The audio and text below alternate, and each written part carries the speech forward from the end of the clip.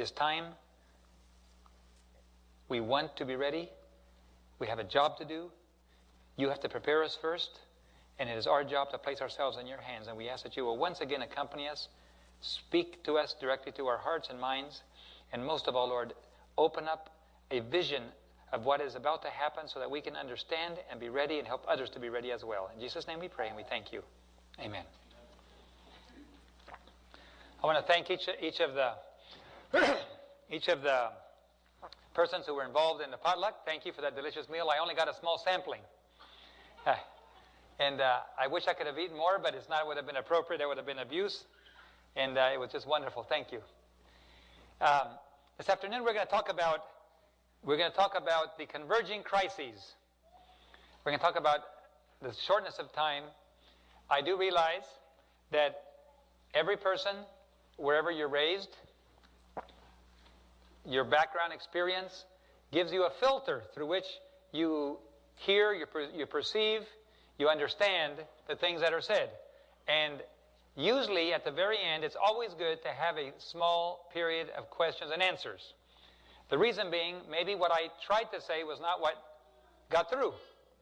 Or what you heard was maybe a little different. And so you always say, well, this is what I heard. Is that really what he means? So it's very good. You know, between the sexes, when you say something, only about 60% gets through. What you say is not necessarily what the other understands. And so you can imagine I'm speaking real fast, have a Spanish accent, come here and I'm saying something and I thought I told you what I meant and you heard something else. So it's always good. At the end, we're going to dedicate a little bit of time to questions and answers. For example, when a man says he has nothing to wear, he means there's no clean clothes. When a woman says I have nothing to wear, she means she has no new clothes. The same words, two different meanings. So that's why when I say something, I'm assuming you heard what I said and understood it. But I've learned from experience that's not the case. Because I've had people tell me, you said this. I don't remember saying that. And then I realize it's always good to have a clarification period at the end. So we'll do that. And please, if you hear something that sounds way off the wall,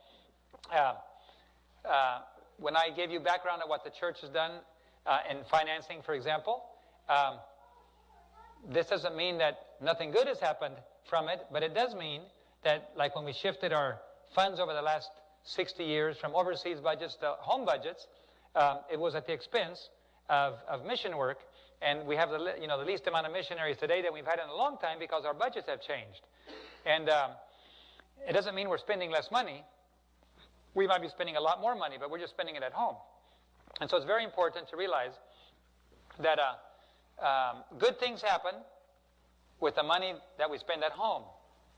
And it's certainly no criticism to say that all kinds of bad things happen. But on the other hand, our main mission that God gave us in North America was to carry the gospel into all the world. And as we focus on our own mission, just 2 years ago, 20 pastors in California, 20 in Florida, and 20 in Illinois were laid off for lack of funds. And you can say the richest country in the world is laying off pastors for lack of funds? Our pastor has 6 churches. He has 6 churches. Well, the richest country in the world is in a tight financial squeeze, and it's only going to get worse. And if you think you can't do it today, tomorrow you won't be able to either. Well, I had a question, but it just got answered, and I heard somebody else asking where were the DVDs because they weren't out there. And the last bench, right? Yeah, okay. Next to the last bench. There is one DVD, mission. It's called Extreme Faith. Another DVD called Mission on Fire. Three mission reports and a small presentation. And then there's a whole set of 6 there. So I brought that. We have a lot more, but you can't always carry everything with you. I copied those all day yesterday to get enough to bring here, and then I have to. On Thursday I'm leaving to the Ukraine, so I have to immediately start preparing for that trip too.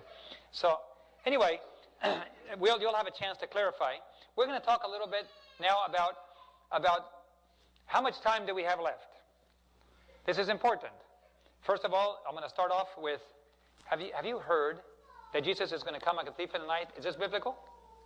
Have you read it? Are you sure? Let's read it. 1 Thessalonians 5. 1 Thessalonians 5, verse 1. But at the times and seasons, brethren, ye have no need that I write unto you. For you yourselves know perfectly well that the day of the Lord so cometh as a thief in the night. Well, evidently you know your Bible. It's true. Jesus will come as a thief in the night. But read verse 4 and see what different point of view that has. But ye, brethren, are not of darkness, that day should overcome you as a thief. So the thief in the night business is not for God's people. The thief in the night is for everybody else who's in darkness. You see, God never intended to catch his people by surprise. God always reveals his plans to his servants, the prophets, which is, of course, very important that we be reading the prophets, right? Including in-day prophets. Because God would not let us come up to the very, very last moment in history and catch us unprepared. He always reveals his plans to his servants, the prophets. So what I'm going to talk to you about is based on a presumption, on an assumption. Right? When you read an economic forecast, and they say this year the economy is expected to grow by 5%, and this is going to happen, that's going to happen, go to the very bottom of the article and read all the fine print. It says, based on the following assumptions. Many times, no natural disasters, no change in the current laws, no change in here. Basically, if nothing else changes, then we can do it. But change is the standard today. Which means all of the forecasts they make are totally unpredictable because the future is unpredictable. Nobody's making long-term plans anymore. Things are changing so fast that there's no way you can possibly know. So people are trying to figure out what to do just for today and tomorrow. They're not worried about 10 years from now anymore. People used to make 10-year plans. Very few companies today will have a 10-year strategic plan. It's very difficult. Now, Adventists have 20-year plans. I just came back from Peru, and the Adventist University just published their 20-year strategic plan. And I just said, good luck. Today, when you publish a 20-year plan, it tells everybody how ignorant you are. Nobody even believes that in 10 years we're going to live in the same world. If we're here in 10 years, it won't even be the same set of variables. It'll be so different. Laws, finances, natural disasters, everything. It is totally impossible to make a accurate 10-year plan. And we're making 20-year plans. At the General Conference session in St. Louis, one of our church leaders announced that in 20 years, the Seventh-day Adventist Church will have 50 million members. There was a lot of applause. Some people stood up. I cried. Because two things. One is, if time should last, and if we have 50 million members, it means the growth rate would have been constant throughout the next 20 years, which is tragic because the world would have grown by 2 billion, and we are happy with just another 35 million members. This is tragic. It's the worst thing that ever happened because we have no global view anymore. We're just happy with a small growth. The second thing that's tragic is when you make a 20-year forecast, most people will say, well, if our leaders believe we have 20 years, I can relax for the next 15 years and move on with life, and I'll try to get ready before the Lord. If they say this, then that means I can make plans for 20 years. Our teens today would not. It doesn't exist. There is no such a thing. And so now, what are we looking at? What kind of time period? It's interesting to know. Let me start on the big picture first. Ed Reed from a General Conference has written a lot of books on the Second Coming and on the last generation. He just had a series of sermons, and you might want to get them, but he specifically addressed something that I'd never thought about before. I'd read it many times. And basically, even though he didn't say it outright, it's very clear what the implications are.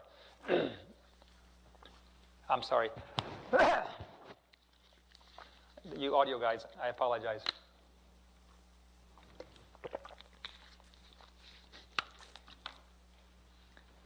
In the Desire of Ages, I think it's chapter 14, the chapter entitled The Last Supper, the first paragraph or two, Sister White says, Jesus was standing at the division of two economies.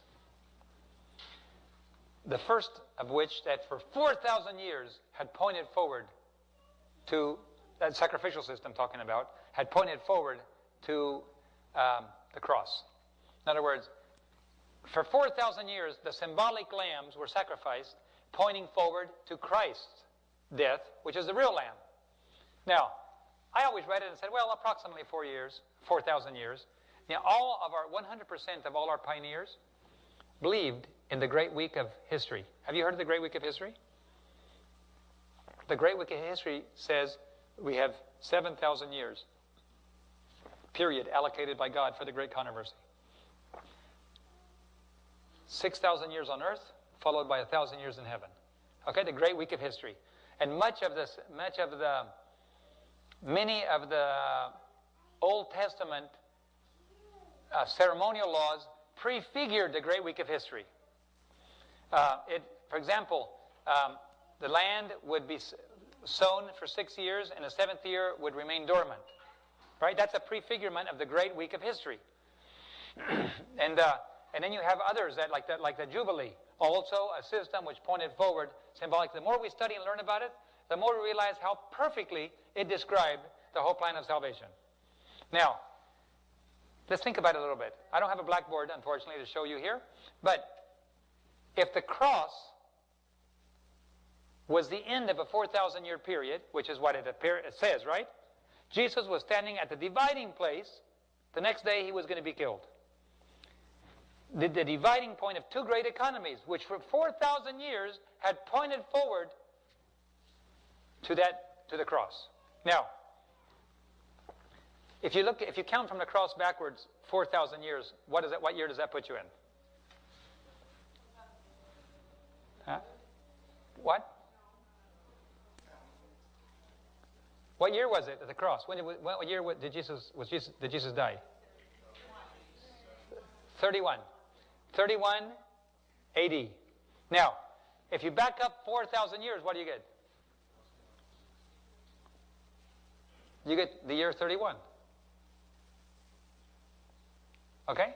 In other words, the year 0 was supposedly from creation. But Jesus died on the year 31. So if you back up 4,000 years, you end up in the year 31.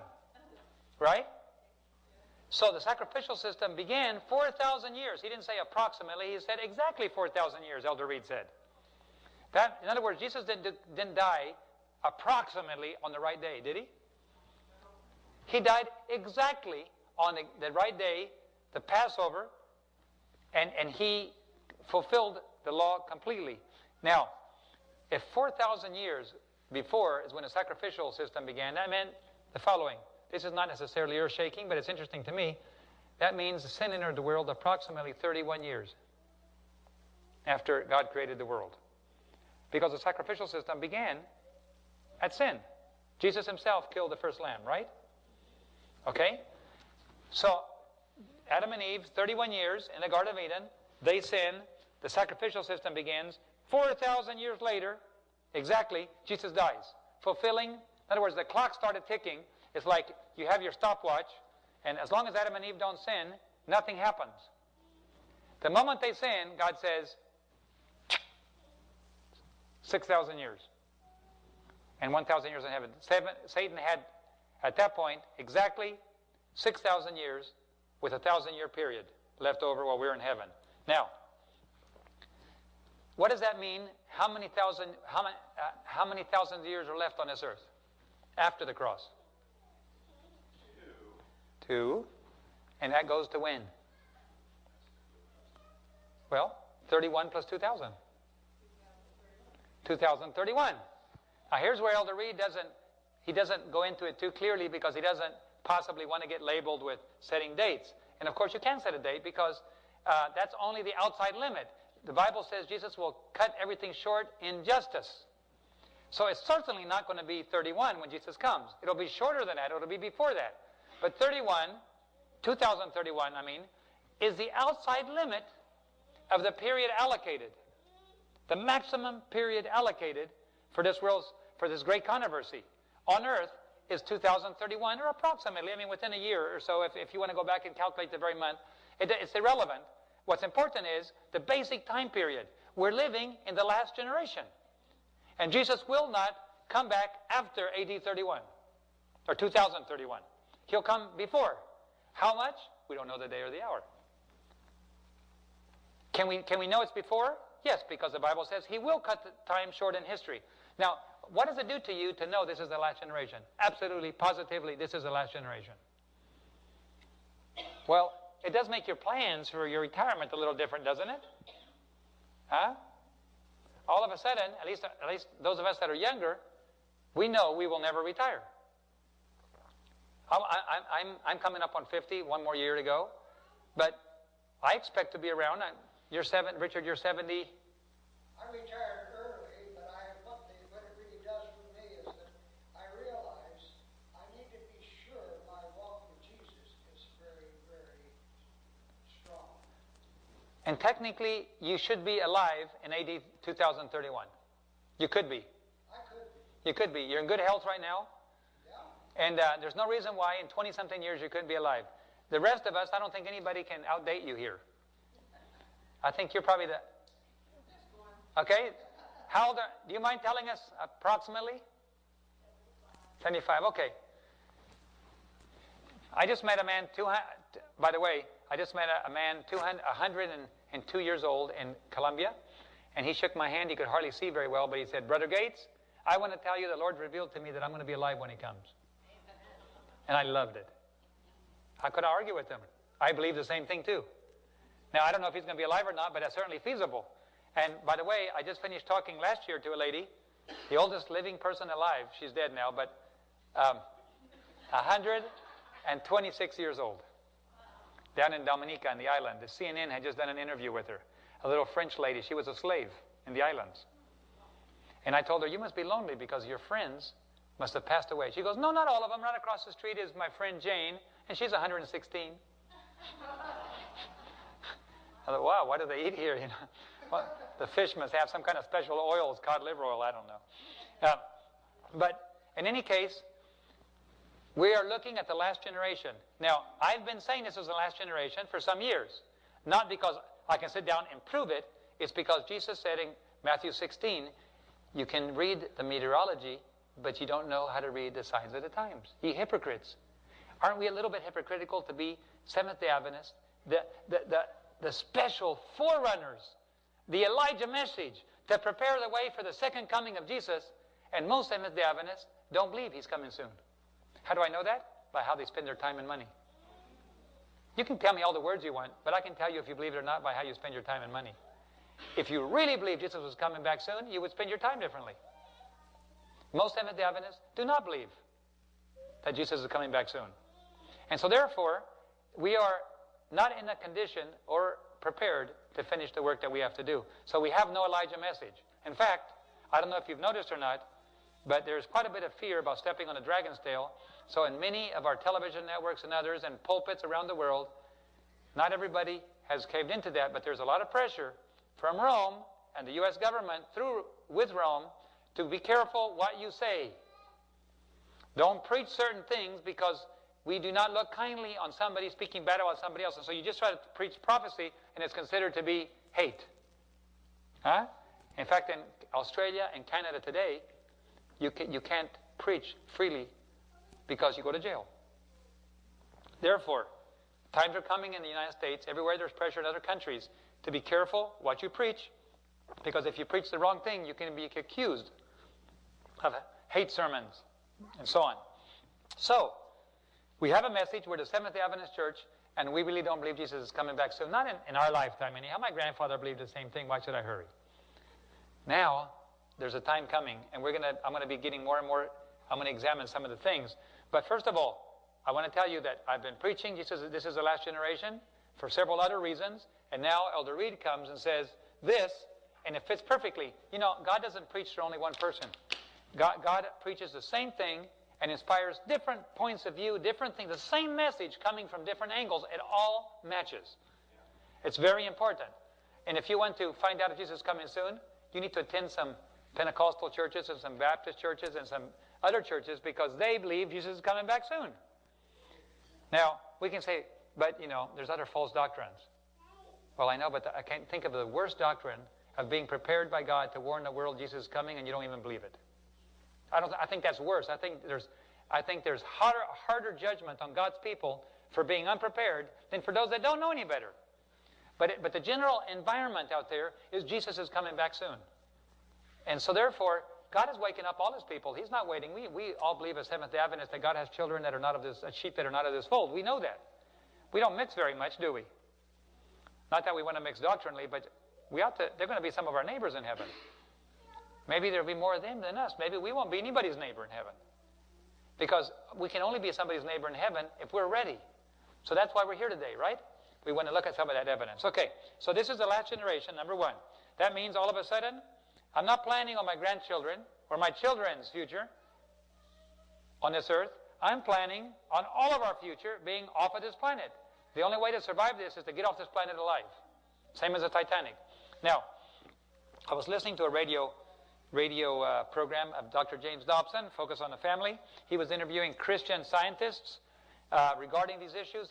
He had people, scientists in every different specialty. Some of them were seismologists, some were anthropologists, some were economists, and basically every science that he could think of, put them all together, and they all agreed on one thing. There's an explosion coming. All of the problems on earth, be it demographic, be it economic, be it natural disasters, be it political, whatever they are, they're all going to explode, and they're all converging to this generation. Interestingly enough, they all concluded this is the last generation. Excuse me? I thought that was our message. How come are we getting it from everybody else? Because we don't even believe it. Now, after I listened to that, I began to analyze some of these things, and I realized if you just look at the graphs, one of these days I'm going to put it all together on a computer so we can show you, but show you the curves of all the different scientists, and they all go vertical in one generation. And when that happens, you get explosion. Lack of water, lack of antibiotics, lack of other things, lack of medical care, demographic explosions, political, economic, all of them converging together at the same time. Something radical, and therefore you realize that Jacques Cousteau had it right. 40 more years, and it's already been 10 years. Again, what's the evidence? Is this the last generation? The rocks are crying out. The atheists are crying out. It's time for God's people for crying out loud to say something. Okay? So, how can you tell if you really believe it? What would you do different if you knew, first of all, this is the last generation, and then what I'm going to tell you in a few minutes, what if you knew that you had a lot less time than that? How would you spend your time? How would you spend your money? How would you leverage your resources? The word leverage, of course, is used like to move a big rock with a stick, but it also is used in economics. You leverage. A person has a business, and he wants to expand. He goes to the bank, borrows money on his business, and leverages that business to create another business, and therefore uses what he already has to create further growth. All businesses do this. It's called leverage. And you borrow on your assets to create growth, and in between you pay off your debt. Now you have two businesses. You leverage both of them to create twice as many, you see? And this is called leverage. It just means use what you have in your hands to take advantage. For example, if you have an airplane, in Guyana, South America, one man immigrated from England. He started a little jewelry business. He would buy gold from the people, and he would buy little things in diamonds and create these jewels and these different jewelry. And then he decided, why should I buy the gold from the people when I can go get my own gold? So he started a little mining business, and he started doing that. And pretty soon, he had enough gold coming in at a lower price that he could be more competitive on his jewelry. But he was paying for the transport of all his fuel. So then he decided, why don't I just start a boating business? So he used his mining business and his lever and his jewelry, and he bought some boats, and now he's transporting fuel back and forth for all of the other miners. But now he gets his fuel cheaper than everybody else. Because since he owns the business, he doesn't charge himself. He charges everybody else and makes a profit on everybody else, but his fuel is free, his transport costs. So he lowers his costs even further. Now he has 3 businesses. But there was a problem. Some areas require airplanes. It wasn't long before he started his own aviation business. Now he has about 20 aircraft, about $20 million in aircraft. And he does air taxi all over the place, has a regular little airline service. He's lowered his costs. Now it's not called the Correa Company, it's called the Correa Group of Companies. And I've been watching and learning. Is this how you make God's work grow also? And the answer is yes. Wise business decisions can create growth in God's work. Not for personal gain, to reach more people. So use what you already have. You have one business, create two. You have one evangelistic school of evangelism, create another one. Now you have two, then get into airplanes, get into television, get into radio. Now you have one TV network. Now you can walk around and say, I belong to the television network. Wow, what do I want to do? I want to buy a second one. Oh my, if you're good in the other one, sure. All of a sudden you have open doors that you didn't have before because you've already been successful in one. You see what I'm saying? You have more credibility. So you use these skills and assets and resources to advance God's work, to reach more people aggressively. Not for wealth, for souls. So, as I watch these people, I begin to say, well, how do I manage my resources? Well, I begin to, 1971, I was 11 years old. I moved back from Bolivia. My dad called me to the radio and said, listen to this. The chairman of the Federal Reserve is announcing that the United States has entered officially bankruptcy. Just type in bankruptcy, 1971, United States, and boom, you'll find it on the internet. In 1971, the United States, all of its assets was equivalent to all of its debts. And when you have $10,000 in cash and you owe $10,000 to your university, how much money do you have? Your net worth is zero. That's called bankruptcy. When there's nothing in the bank. Ruptured bank, right? Rupsy. So, the United States added up all of its external debt and all of its total wealth and came up with zero in 1971. Now, what do you do when you go bankrupt? Do you remain bankrupt or do you try to work as hard as you can to get out of it? Well, I mean, if you were personal. If on an individual basis. On an individual basis, you just pull more shifts. You work overtime. I remember working one week. I worked 100 hours over here in 1 week. I worked a double, a triple, a double, and a double, like that. You can only do that when you're young. My wife went to South America, and I stayed for a few more weeks, and I pulled 100 hours that shift, and then next week I did 80 hours. And I'll tell you what, it just was the most blur of time. It looked like an eternity. That 1 week never seemed to finish because it was nonstop. And when a week finally finished, it was like a month. Because it was nothing but work, and trying to grab a little sleep. But you work harder when you're bankrupt. You need money? You work harder. And you generate a greater income that eventually you pull ahead and you're not bankrupt. Now at least you paid all your bills and you have $20 left. When I was in Somerset, and later on when I went back to Collegedale and studied somewhere at the University of Tennessee there, our average disposable income at the end of every month was $5. My wife and I paid all the bills, took care of everything. We had $5 left to decide, what can we do with this? We did that for several years. So we know what it's like. When we moved to Somerset, we had no place, a tiny little trailer, little teardrop trailer. Some of you remember the little blue one parked outside. And we parked it in the national park. We paid $11 a month, tie down. And we lived in that thing for about 3 months while I went to school every day. They wouldn't hire my wife because she was pregnant. They wouldn't hire me because it was part-time there at the local hospital in Somerset. And so we didn't have any money but that $11, and God paid it somehow. And then the time came when we couldn't even pay our $11, and they disconnected us and told us to leave the park. And so we just parked alongside of the road.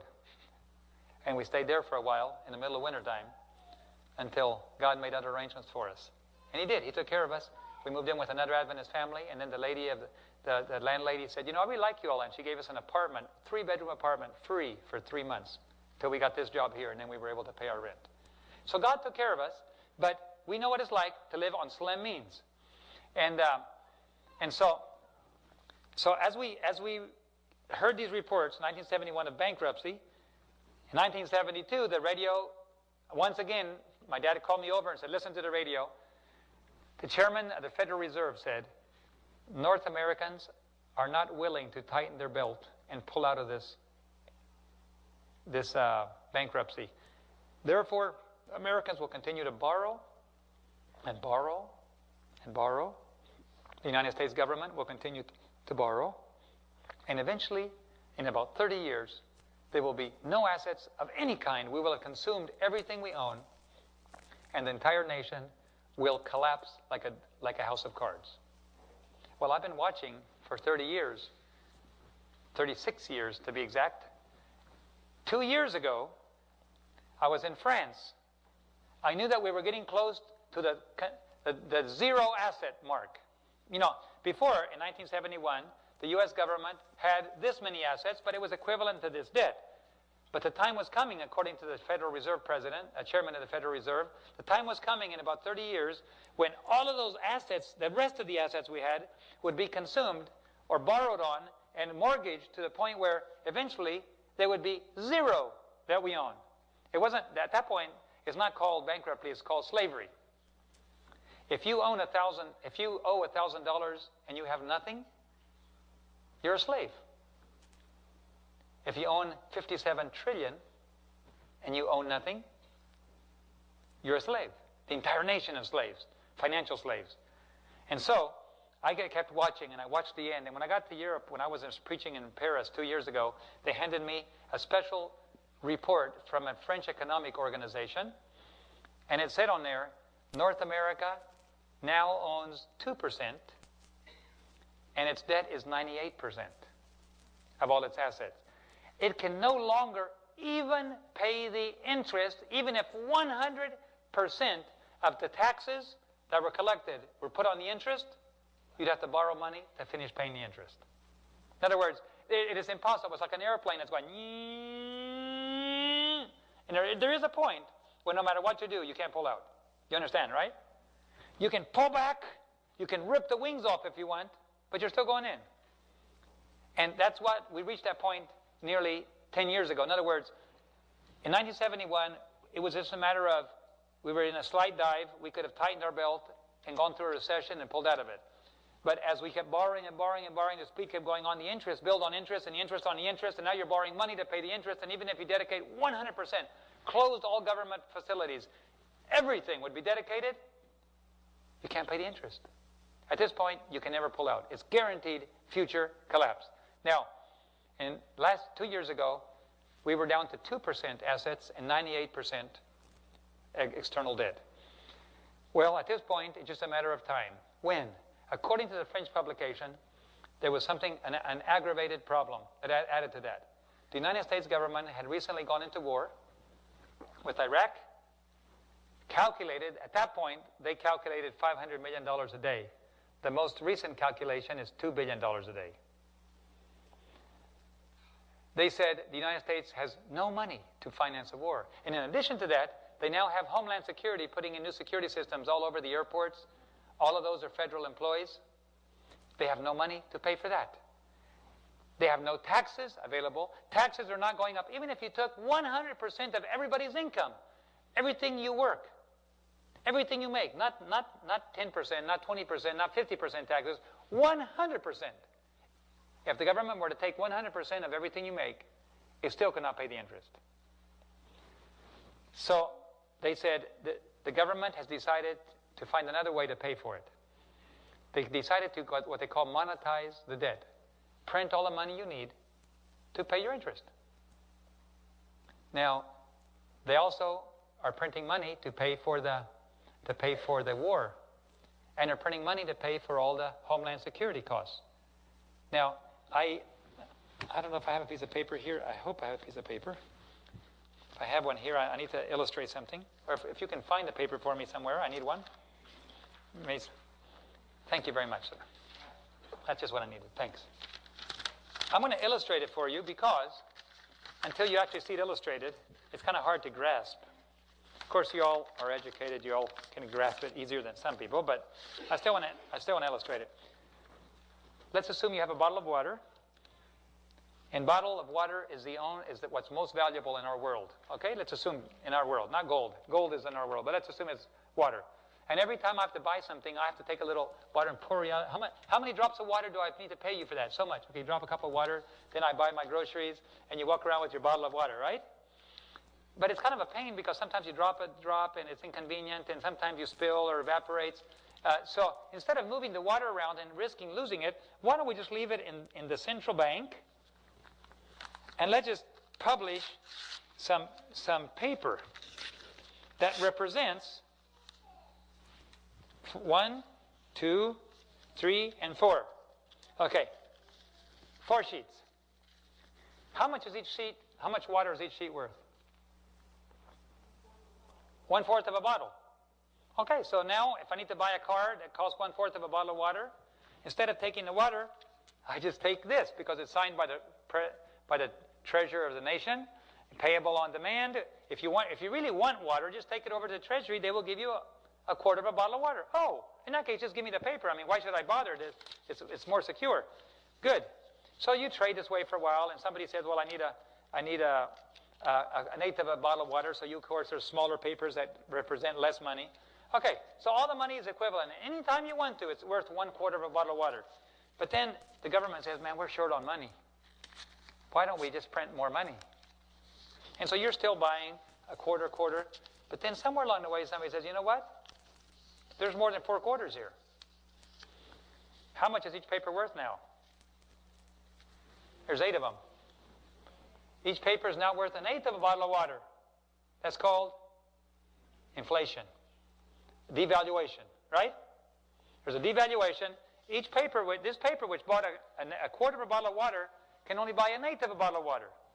But the government just started a war. It needs a lot of money. Okay? Like, how about $2 billion a day worth of money? It doesn't know how to get it. Because if it taxed all Americans and raised your taxes double, Americans would quickly get angry and vote the government out of power, right? Don't raise my taxes. You can't double my like that. Man, the fastest way to get a president fired is for him to double the taxes. Okay. Now, how much is each worth? I don't know. But they're worth a lot less, right? And then a lot less, and you keep going and going. Now how much? I'm paying all my soldiers. Look. How much do I owe you for your soldier for being in Iraq? So much, okay? How much do I owe you for the interest? Here, oh, look, a lot of money for the interest, okay? How much do I owe you for Homeland Security? So much. Man, I got money to pay all my bills. Look at this. Isn't this good? I can pay my bill. I still got some left over. Well, I can give Cheney a contract and help him and Bush and other things. Okay. That way there's money, plenty of money left over. Now, you say to yourself, we're doing good. The economy is good. There's money floating around. Until you take the money and you say, I want some water. And lo and behold, neither is there any water. It's all empty. There's no assets. They've already been used up. They were used up a long time ago. We're not on a gold standard anymore. We're not even on a paper standard. We're simply printing money, and there is no standard. Now, I want to ask you something serious now. If I owe you $20 today, in the offering, some of you put some money in the offering. Do you think the conference will actually use that money? Yeah. Why? Because, interestingly enough, when a conference goes to pay its electric bill or to do evangelism, they take the money. If I owe you $20 and I handed you a $20 bill, would you take it? Yeah. Because you still think the paper has money. Value, As long as we keep the game, as long as we keep ourselves believing that it has value, you can give me your money, I will spend it, I'll go to the grocery store, they will take my money, everything works. Go to the gas station, pump gas, I still get gasoline for those papers. But one day, the balloon will pop. When it pops, it will be discovered that this is only paper. Now, if I pay you a $20 bill, you'll say, give me something that has value. Why don't you give me some groceries? Why don't you give me some medical care? But do not give me paper, because the paper is worthless. Now, that's where we are right now in our nation. The paper is worthless. Yesterday I read in one economic report, they forecast that very soon people will be using $100 bills as toilet paper. Now, what does that mean? It's the first time I've heard somebody say that, because I'm always telling people in all my sermons, the dollar is going to be worth toilet paper. Now, did you know it already is?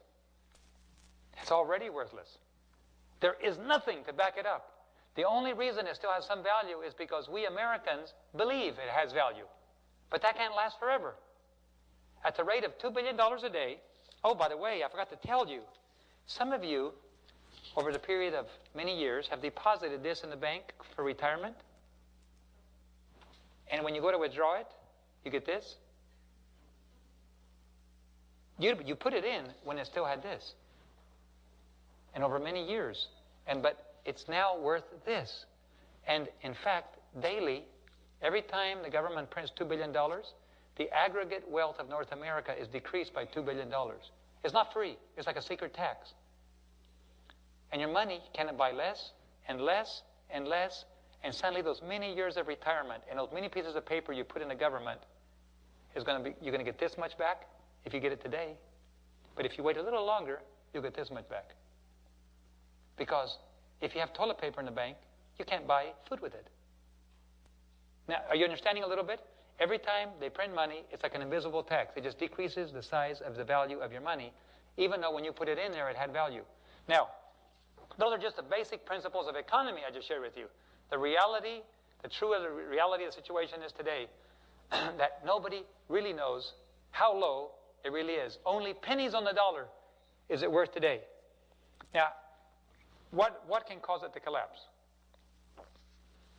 What can cause a national panic? Well, somebody said that seismologists in the West are talking about a possible 9.0 earthquake somewhere between Anchorage, Alaska, and Mexico. If that was to happen in the West, that would be something that could precipitate it. Yeah, natural disasters only complicate the issue. But if we put out natural disasters for a minute and say, what would humanly cause a national collapse? What if you go to the bank and the bank says to you, we don't have any money, so you can't withdraw everything you have? You say, what? Excuse me, I have $34,000 in this bank that I've saved here during the last many years that I've worked at Manchester Memorial Hospital. What do you mean I can't take it out? No, we're only allowing everybody a maximum of $100 or $300 to take out. Are you saying that if I want my money today, you won't give it to me? That's what we're saying. Then you call your neighbors. Have you heard? The bank doesn't have enough money. What? I'm running to get my $100 now. I better get at least my $300. Everybody runs on the bank. What happens? The bank locks the door. And then they go to the other bank in town in London. That door's locked too. And so you go to the big bank. You say, just give me a check. The big banks are closed. Just like that, if they run out of cash in any way, it's so fragile. Why do you think the banks just borrowed $80 billion from the Federal Reserve to keep the banks in cash just a couple weeks ago? Why? Because so many people have foreclosed on their homes that the banks don't have cash anymore. And if in any way they had a lack of cash, if you go to the bank with your paycheck and cash it and they say, I'm sorry, we can't do it, wouldn't you panic? Would you tell anybody about it? Man, there's nothing like texting all your friends. Bank just closed, no more money. You want to start a panic? It only takes, when you get a balloon and you put air into it and it gets bigger and bigger and bigger. You know, mostly balloons can kind of bounce around the lawn and everything when they're half out of air. But the moment you fill it up till there's no more way to put air in it, even a blade of grass will pop it, right? We are living in the last months before the final collapse. Now, I will give you some information about how that might happen and what the implications are. I'm only talking economy right now.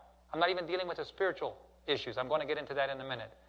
But did you know that most Americans don't even know we're right near a collapse?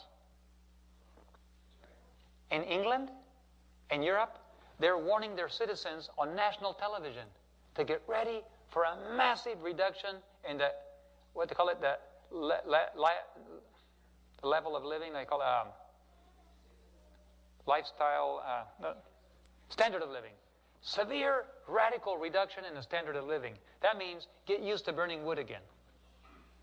They're telling all the Europeans. And you know what? I have an article I can share with you if you want it, released by the same organization. For the second time in its history, they've released its second report to the public, because they're a closed institution. They only report to their members. But they produced a public report that says, America, 2 years ago, they said America has approximately 2.5 years continuing to print the money, unlimited supplies of money. In about 2.5 years, the U.S. dollar will totally collapse. It's now been 2.5 years, and they're forecasting September of this year from September toward the end of the year, the total collapse of the real U.S. economy, which means every business, all banks closed, only the federal government will have a way it pays bills because it prints money. Most state services will disappear because states depend on taxes. There will be no taxes. Now, what are the implications of that? Have you thought of what happens when there is no more economy? You say, David, aren't you being a little bit severe? Excuse me, I'm only reporting to you what I've observed. I didn't come up with this. Hundreds and thousands of people around the world that are economists are, especially outside the United States. One of the things that that article said, there is nobody in the United States that has the guts, nor the Republicans or the Democrats have the guts to tell the U.S. citizens what's about to happen. And the epicenter of this disaster will begin in North America. They're the ones that are going to suffer. It will begin in North America before it spreads out around to all the neighbors. Now, this is so severe. You say, isn't this an alarmist? Excuse me, with all my conscience and all my heart, no, it's not alarmist. I've been watching this since 1971. I've been teaching in business. And I can tell you that it's going to happen within this year or next year, or unless I'm praying and praying, God, give us 2 years. Please give us another 2 years. I don't know how he's going to do it. There's no evidence, humanly speaking, that the economy can last that long. If you just even listen to the news, even bother reading some reports, you can see that the cloth of the economy tearing apart. You can see through it already. Have you heard some? I mean, pumping $80 billion into the economy just to keep the banks open. That's a big tear in the rip. That's a rip in the cloth. And our structure, the economic structure of this nation is just tearing and tearing and tearing. And gas prices will continue to go, of course. They will go as the value drops. They're having to pay for their oil in euros. Having Iraq over there is a very nice thing. There's two things good about Iraq from the point of view of the government. One is, as long as you're at war, you have emergency war powers. Number two, you have a source of fuel. You have control of a massive source of fuel. This is very strategic to a nation that's about ready to go under. You got to keep an air pipe, don't you, if you're going to be underwater? And so, the reason I'm sharing these things is because you have some choices to make. And most Americans... Yes, Richard? I like that. With what you presented, what would happen to me if I was in debt? For any reason. The whole rules of the economy are going to be rewritten. Being in debt, when this goes under, it's like the United States is solving their problem by going through bankruptcy. In other words, anything the United States owes, it doesn't owe it anymore. And we have laws in this country where bankruptcy, you can walk away from your debts, right? It's a terrible thing to carry around in your history where you declared bankruptcy. It destroys your credibility. But it does give you a new start. And there's some economists that are saying that when the United States crashes, the United States will walk away from its liabilities. Now, I know. And what that means is we don't know what the new laws are, but there's going to be a whole new set of laws regarding, because the entire nation is in debt. But there's a big chunk of the nation that won't be around very much longer. Because when there's no more food trucks going into Atlanta or New York, you're going to have a lot of dead people. And I guarantee you, the government's not going to allow them to go around the country ransacking people. They're going to do a New Orleans thing. There is evidence that the already National Public Radio announced that the U.S. President has sent out sealed orders to all military forces of what they're to do at the next crisis. We already know the orders are there. Nobody knows what they say. But we can have an idea what they say because military wives are talking. If you were a general and you knew what was about to happen, would you let your wife die in it? No. You would be allowed to tell her just enough to save her life. And what generals are telling their wives, and some of those wives are talking, is that the sealed orders are this. They have 2 hours to get out of the cities. After that, all cities will be sealed. Nobody will come in, and nobody will go out. After that point, they're just going to go in and pick up the bodies. Because you cannot allow 10 million people to be wandering around the countryside ransacking homes. And so, what will happen to your debt? I really don't know. All I know is the rules will be different. There will be a police state. And your debt is kind of irrelevant. In a police state, everything is different. I can't see through that. I don't know. But probably it won't be a big deal because there will be no banks to come collect. Your educational debt will be... I can't even imagine educational debt ever even being an issue again. If you owe $50,000 and the banks crash, I don't think you'll ever deal with it again. But if you have a home debt and others like that, surely something will happen to the banks. Eventually may try to recover, but in Loma Linda last week, we had a donor just called us and said his father just sold his home on Wednesday. He deposited the money at a bank in Loma Linda on Wednesday, and on Friday the bank closed. He lost the entire home. He said it was a third of his lifetime savings. And all I can say is that's going to happen more and more often. Because he didn't tell me that till after he asked me a lot of questions about the economy. And then he told me, and I said it's going to happen more and more and more in a rapidly accelerating thing where it's going to become very difficult to manage money. What I'm trying to say is, right now, we still have some opportunities that won't be here in 6 months. I'm not a prophet. All I can do is share the information I know. I know that some people don't like to hear this, and some people say this. In fact, an administrator at a local university told me just a few weeks ago, David, the economy of the United States is the best it's ever been since 1980. I almost fell over in shock. I don't know where in the world, but this is the perception Americans are getting. Everything's going okay. But people are talking already. If you listen carefully, they're not keeping it quiet. People are already, there's alerts, alerts, alerts. Red lights are little red lights are going on. The big one hasn't gone off yet. But the little ones are everywhere.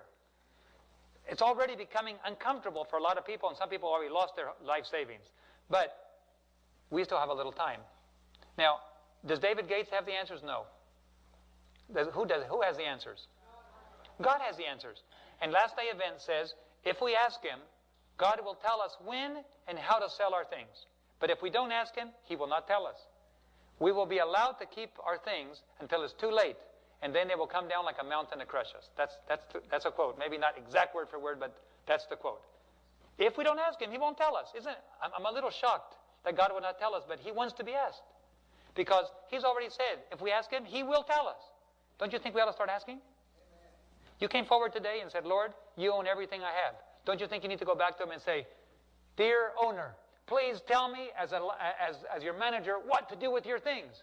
Don't you think we need to start asking? Now, if you want to sell your house, I have 2 dentists right now that are pilots. They're planning on coming down with their families to work with me in Bolivia full time. For a whole year, they have tried to sell their practices and their house, and they can't. Not everybody can sell their house anymore. In fact, only if you have a very, very expensive house where people want your house regardless of how much it costs, those kind of people in that kind of bracket, they buy whatever they want. But if it's just a regular house, medium, average home, the chances are it's too late to sell. However, let God deal with it. That's His problem. God always takes us right where we're at. Now, that's not the main focus of my meeting today, but is to give you a sense of what is about to happen. Since Americans are not talking about it, at least nobody is officially talking about it, because what would happen if the federal government made a prediction that in 6 months it would crash? It would crash right now. So why talk about it? I almost agree with them. It's too late to talk about it. They should have talked about it 30 years ago. But now it's too late, because if they even talk about it officially, but here are some symptoms. Did you know that from March, last month, the United States government is no longer publishing economic forecasts? Or indicators, I'm sorry. Do you know that always the U.S. government had quarterly economic indicators? Well, the indicators are that the economy will grow by only 2%. The economy is going to grow by 5%. We're going to have a booming economy, whatever it is they predict. They quit doing it in March.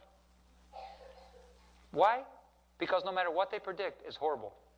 So just close the department. They closed it, they said, for lack of budget. They can print enough money to give every person $300. But they can't keep people on salary, a few people in the government, to forecast things, because the news is too bad. Why publish anything if it's bad? Just keep your mouth shut. So these are indicators of the condition that's happening. Now let's get to the spiritual part. The reason I mentioned it, and I hope you don't feel like this is pulled out of the blue. If you do, it doesn't matter. It's still the truth. whatever our feelings are, we're right on the very final verge of collapse.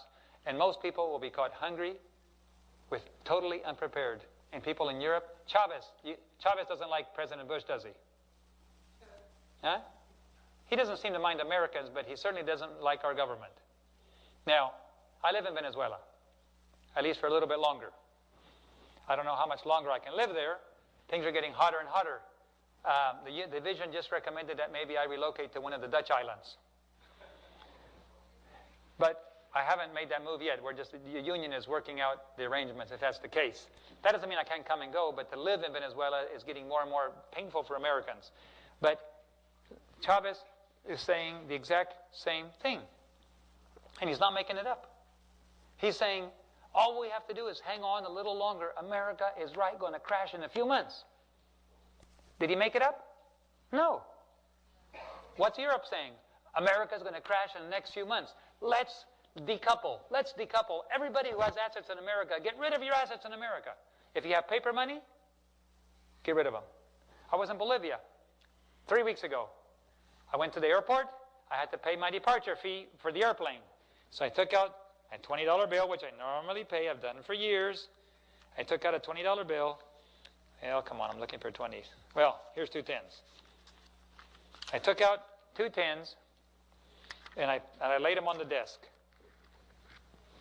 He said, I'm sorry, we don't take these anymore. I said, what do you mean you don't take them anymore? No, we're not allowed in government anymore to accept U.S. dollars. Well, what do I do? Well, go down to the money changers. Okay. I jumped on a motorcycle. There's little taxi motorcycles everywhere. I jumped on one, went down to the riverfront, and I said, there's 10 guys with stacks of money on all the tables, dealing in Bolivian currency, Brazilian currency, U.S. currency, euros. And I said, I need to change $20, please. Sorry, we don't take it. What, you don't have the money? No, we're just not taking U.S. anymore. Go to the other guy down there. Okay. I need to change $20, please. Sorry, we don't take it. Does anybody of you take U.S. dollars? No. We don't want to get caught dead with that money. And I started getting scared. All my life I've grown up and this has been good currency. Not even the money changers will touch it because they're afraid they'll get caught with it when it crashes tomorrow. Now, finally, one of the guys said, hey, excuse me, aren't you that guy on television that's always giving messages on the family and other things? I said, yeah. Oh, I love your sermons. He said, I'm a pastor of the Baptist church. I love your sermons. Give me your $20. I'll do you the favor. Took my money and gave me it, and I went and paid my bill. Now, think of this. A poor little country like Bolivia, the government won't take it, and the money changers won't take it. How long is that currency going to be good? That is the first time in my life that I can't even get rid of the money. Fortunately, one person did me a favor. Now, let's get to the spiritual side of it. I'm going to leave it at that because I'm not trying. What do they call it when you push something a lot? You have a horse, or what do you call it? Huh? Hobby horse? Yeah. I'm just sharing information with you. I want to get on to the spiritual side. But of course, this has a big implications for you. I hope you can reason yourself through. When that happens, you're not going to the grocery store to eat, are you? You better have some seeds you can plant, and you better have seeds that can be planted over and over again. Don't get some of those hybrids. You'll get one bumper crop, and that's all you can get. You can't go buy any more seeds. So try to buy seeds whose seeds of the vegetables can be planted again. Right? Think. They call it heirloom. They call them heirlooms? Get heirloom seeds and have plenty of them to plant and start growing now because you're not going to harvest it the day after the bank closes. You've got to be having planted. And by the way, you need to live in a place where you're surrounded by neighbors that already have gardens. Because if all your neighbors are hungry, where are they going to go? Think of some of these things. Have some basic rice and beans. I told my wife, we got to go buy some rice and beans. She said, sorry, there's a rice shortage. You can hardly buy rice anymore. Good night. That scared me. I just found out yesterday. You can't even go buy all the rice. I was planning on buying a barrel full of rice. Yeah. If you don't give them any food, they'll shoot you too. Around here. Yeah. Up in the hollers, they'll never find you again. Fortunately, you do live in a part of the country where people are used to roughing it. this is very good for you. They probably have a way out. When the stores are closed, they probably live far enough up there, they have some little foods and stuff. But in any case, you think about it, okay? Take it to the Lord and pray about it, but make some wise decisions with your time, your money, your assets. Be planning ahead. Don't get caught by surprise. Now, I wish I could give you the exact quote, but you all have heard it. National apostasy will be followed by national ruin. You've heard it. Now, this is strange. I told the Lord, I can already see national ruin coming. I'm not even talking about natural disasters. I'm not talking about the judgments of God. I'm just talking about humanly speaking, we're approaching we're months from national ruin. If the Lord is merciful and gracious, I pray that you will join me in prayer asking for a few more years. I don't know how it can happen, humanly speaking, but please pray, because God does some things. Just out of mercy for souls, Sister White says, if you read, she says, we must pray for more time as we see the impending crisis. Pray for more time. I've had people, I sent out an email recently. How many of you get my email? 2 of you? Good night. 3? I get mine to Jerry. Oh, okay. Some of you get it forwarded. I sent out an email to 26,000 people. And I sent out an email, and I got an interesting response. Some were saying, why should we pray for more time? Let Jesus come. The sooner the better. Well, we don't understand. It's not about us getting saved. There are millions and billions who don't know anything. And if we move now, it's like life raft. Like, let the Titanic sink. I'm on a life raft. Let the other 1,000 die. Who cares? No, it's about getting as many people off the ship as possible, right? If you don't pray for an extended time, you may not even make it to heaven because you don't love souls enough. If you love souls enough, you're going to be begging Christ for a little more time. And when we do that, then we can use our assets and put it into souls. And when we get there, my dad had his farm all the way paid for in Illinois. Totally paid for. And then he was impressed to help God's work. And he said, but I don't have any money. I'm a retired pastor. My mother's a retired nurse. He said, I could sell my farm, but I need to live here. So he went and got a mortgage, and he put it into God's work down in South America, and the mortgage got paid off. He did it a second time. Now he's on his 3rd time around. And people have said, and I've talked to him, what about your farm? He said, well, I'm going to walk away from this farm one of these days, and when I do, I'm going to say, keep it. It's not mine anyhow. But imagine if it was all paid off, he said, and I had to walk away from my farm. I would die to think how many souls my farm is worth. I have no regrets. Yes, I'm scared. I go out there and I said, Lord, I can't believe I looked at the stars the other night. Lord, you gave us this farm and it's completely mortgaged, but I've put it into millions, reaching millions of people with broadcasting, because they go down, this last 4 months, my parents went down there and they put up 4 TV stations in 4 little cities of Bolivia. He says, Lord, I'm putting it into money to reach people, but I'm scared. And Holy Spirit told him, don't be scared. It's in the best possible hands. So, breathed a sigh of relief and went back inside the house. Now, before national ruin will come national apostasy. Well, I was looking at national ruin, and I knew nothing about national apostasy. What does national apostasy mean anyhow?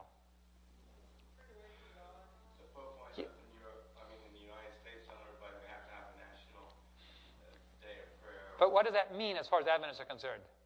National apostasy is when? A national Sunday law. It's in reference to national Sunday law. Okay? When you actually pass into law a national Sunday law, we will have apostatized nationally. Okay? Not before.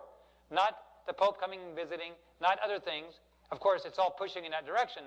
But when it's actually passed into law, that will be the time when God says, okay, the nation has apostatized. This is very clear from Spirit of Prophecy. Okay, so I was saying, but Lord, national ruin is coming right away. And national apostasy is supposed to happen before. There must be something. I remember the story of Neptune. They were looking at Neptune. They found Neptune, and some astronomer saw that thing there and discovered Neptune. And they kept watching it and plotting it. And one day they said, something's weird about Neptune. It's almost like it's behaving as if another planet were out there. But we can't find it. But the more they charted it, they finally said, no, there has to be another planet out there. There is no way Neptune can have that little oblong thing unless there's some other body pulling it. So they began to forecast, and all the math experts began to calculate, and they said, we believe that on a certain date, in this particular point in the sky, there must be some kind of planet. So they aimed all their telescopes and waited. At that moment, when they're supposed to look, there it appeared. There's that little tiny planet. And that's how they discovered, no, it was Uranus that they were looking at. They discovered Neptune. Uranus had this little oblong thing, and they discovered Neptune, not because they saw it, but because they knew it had to be there. Do you understand the difference? Mathematically calculating, there had to be a body there at that point. They looked, and there it was. Now, I started saying, looking along this line, I can see national ruin is coming right here. And right before the national ruin, there must be national apostasy. So I said, Lord, I can't see it. I don't know where it is, but it must be there somewhere. And then, all of a sudden, I began to pick up information that there's been all kinds of meetings between religious leaders, Christian Coalition, Catholic Campaign for America, and Catholics and evangelicals together, aiming toward putting 10 different suggestions to pass into law, one of which is a National Day of Worship. Now, unfortunately, these are not meetings that can be proven because they were not held on a public forum. They were held in very secret things, and unfortunately, the Religious Liberty Department of the General Conference, you would not expect it to publish something that it cannot prove. That would be irresponsible. I do not in any way believe that the General Conference Religious Liberty Department has acted irresponsibly. They have acted responsibly by saying, I'm sorry, we can't prove it. Therefore, we cannot say this happened. But the National Security Agency for the U.S. government coordinated the whole thing, and you wouldn't expect the National Security Agency to make everything in private and then have it come out in public. And all the leaders of the different Christian denominations, and the interesting thing is, the vice chairman of the Christian Coalition is a Seventh-day Adventist pastor. He just went to the Christian Coalition over and over and over again just to watch, just to kind of be a witness. And he became friends of the wife and the vice chairman. Suddenly the vice chairman died. And the wife proposed his name to be vice chairman, and it was voted through. And now we have a Seventh-day Adventist pastor as a vice chairman of the Christian Coalition. He has a name. Lane, if I remember correctly. I want to talk to him one of these days. We're going to try to get a hold of him. But he will not be quoted. He will tell you without being quoted what happened. But he will not be quoted because if you quote him, officially, he says, I lose my job. You understand? You don't go to private meetings as a vice chairman and then blab it to the whole world. But he's talked to several pastors, and he said what happened. They published a certain place for the meeting, and the day it happened, they took them all to a different building. Took all their IDs, had a meeting, he named all the people there. Some of the people that were there said they were using false names, because later on when he went to talk to them, they didn't exist. For example, there was a cardinal from the Vatican there. The name he gave, that cardinal does not exist. This is truly secret. And one thing they avoid, they do not say Sunday law. The Catholics have learned a long time ago that the moment you touch the word Sunday law, it's like sticking a pole into a hornet's nest of Seventh-day Adventists. So they do not use the word Sunday at all. They call it the National Day of Rest. Okay? That sounds pretty innocuous, National Day of Rest. Pretty nice. Couldn't you use a National Day of Rest? I mean, doesn't it sound good? Any of you tired today? Could you use a day of rest? Huh? We have a tired America, man. They're running on the edge, and any day of rest sounds good to me. And if you could have a National Day of Rest every Sunday, forced by law, where nobody could make you work, you know what? I could almost use a day of rest. But the religious implications are quite different. So, therefore, some of the things that have been going around everywhere have kind of riled up some of our leaders because they say they can't be proven. You shouldn't be talking about it. No, excuse me. We've been watching Uranus. Now it's time to find Neptune. Now, the Spirit of Prophecy says very clearly that these things will happen outside of the public eye. And it will be through pressure, not the government passing on us. Us insisting that the government pass a law. And so here we have all our religious leaders and the Roman Catholics together insisting on the government doing these things for our own moral good, and primarily because natural disasters are about to come and God's judgments are about to come. Are God's judgments about to come on the earth? They're absolutely right, aren't they? But does the devil know this? Do you think he's not telling his people? Oh, yes, he is. Is the Pope right when he says judgments of God are about to fall on our nation? Oh, absolutely, he's right. So he's preparing for it. How do you prepare for it? Let's have a national day of rest.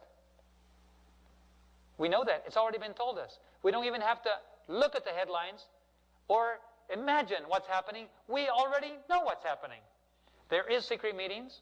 We don't know when and we don't know where. There is plans. We don't know exactly what. We do know there's pressure. In fact, in the last, why don't you get the April 10 Review and Herald? Look at the editorial by editor Bill Knott. You can read it. I did not feel comfortable with the tone of his letter. You can tell he's very, very much on the defensive. In fact, he's a little insulting. I like Bill. I've been in several meetings with him. But I think something is wrong with that article. It's not a nice editorial at all. But he does say something correct. He does say, it is clear to all of us, there can be no doubt that this Pope is pressing for a national Sunday law and supports the use of civil government to enforce it. In fact, he may appeal for the same to the U.S. leadership. Now, if there can be no doubt that this Pope supports it, and he will probably appeal, he met with the President in private, he met with Congress, we heard that met with congressmen and senators, he met with all the religious leaders, and he met with Jewish leaders as well while he was here. Now, he has an agenda. That agenda includes a national day of worship. Now, I appealed in my email for prayer. That's all I said. We can't prove anything that's happening. All we know is we know what's happening. It's time to pray 2 days of prayer and 1 day of fasting. Many Adventists wrote to me and said, I don't think anything is happening that merits having prayer. Nothing of this means anything. Didn't you read the General Conference article that nothing is happening? No, I said that's not what the article said. The article said we can't prove what is happening. They didn't say nothing is happening. They just can't say that it is happening. They have no way. But in that editorial, you'll find it's not a very pleasant one. I think it's probably going to mark a day in history about one of the most aggressive editorials ever written. I don't know. But I'm sure they'll get feedback on that one too. But in any case, Adventists are waking up. Adventists are waking up and they're asking questions. And it doesn't make everybody comfortable when you ask questions and questions and questions and questions. Hundreds of phone calls came into the General Conference because of it. This is a difficult situation for our leaders. They're not in a position to tell you something is happening. But on the other hand, Adventists can tell that something is happening and they want answers. And our leadership doesn't know how to prove what's happening because it's beyond their scope of being able to confirm. So it's a quandary, right? Our leaders want to be the sentinels on the wall, but they have nothing to sentinel about yet. They never can be the sentinels on the wall. Well, they're supposed to be.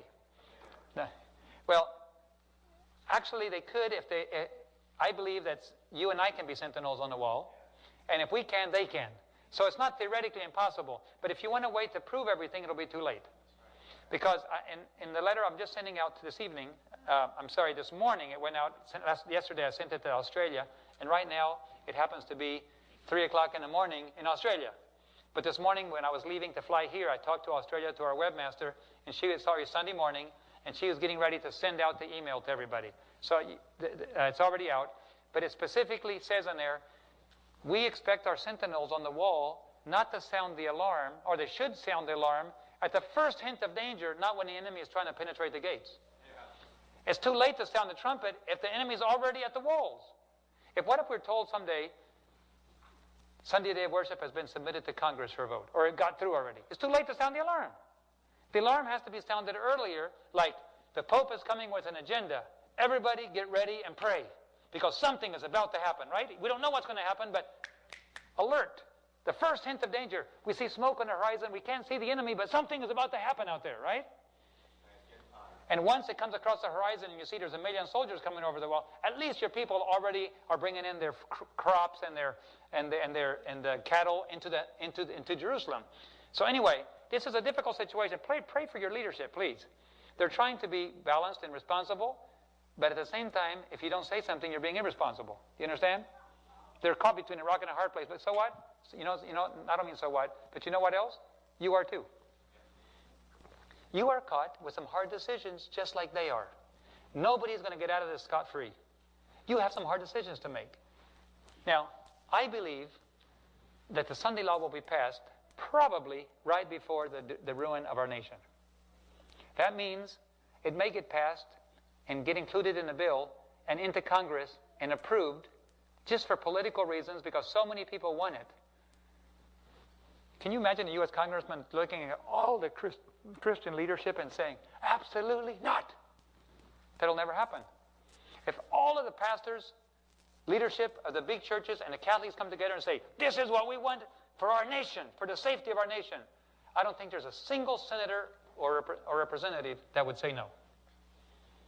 If you say no, it will be blabbed to every single church. Don't elect him again or her again, right? So, we don't have the ability to say no to that, so it will probably be passed. It could happen this year. In fact, it probably will happen this year, but don't say that. I can't say that it's going to. You know why I think it's probably going to be this year? Because President Bush, he said it on public TV just last week. He looked into the eyes of the Pope and he said, I saw God. You heard that, some of you.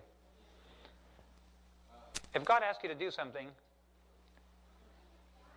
everything the Pope asks Bush, he gives it to him. Everything. And if there's a Sunday law, a national day of worship on the books, do you think the president will sign it? Absolutely. Our U.S. president will sign anything that Rome wants. Especially before going out of office. And they want to do it before he leaves office because we don't know who the next president is going to be. And they don't want to take any chances. So there's a high probability that it will be this year. Do I know it's going to be that way? Don't say that I said so. I don't know anything. I'm not God. But I can read the signs of the times. And the signs of the times say that it's highly probable. Now, if God answers our prayer for more time, it may not happen. And I will rejoice. And if it gets pushed off another year, I'll be greatly encouraged. It's going to happen sometime soon. But God's angels are holding, and they're holding, and they're holding. Now we've talked about the spiritual side. Let's talk about what has to happen.